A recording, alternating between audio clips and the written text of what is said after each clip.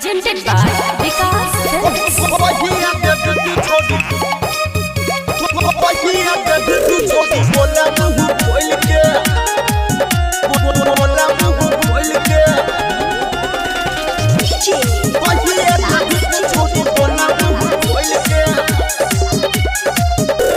छोड़ी किया हमारा बोला तो मना करे छोड़ी किया जोश जगह छोड़ी किया हमारा बोला तो मना करे छोड़ी किया जोश जगह रह जाए तू अपने में बोल के कोहिया दे तू छोड़ी बोला मुंह खोल के दे छोड़ी दे कोहिया दे तू छोड़ी बोला मुंह खोल के लेबे करबो के छोड़ी लेबे करबो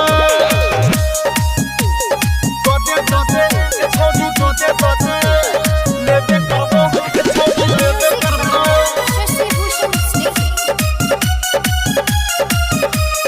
कोहिया दे तू छोड़ी बोला हमारा संगे जल्दी जाना जोहली मन में मचल छै फल बहली तू छोड़ी बोला एक बार दो के मन खुशी कोई दे जान एना ने रूस रह जाए तू अपने में बोल के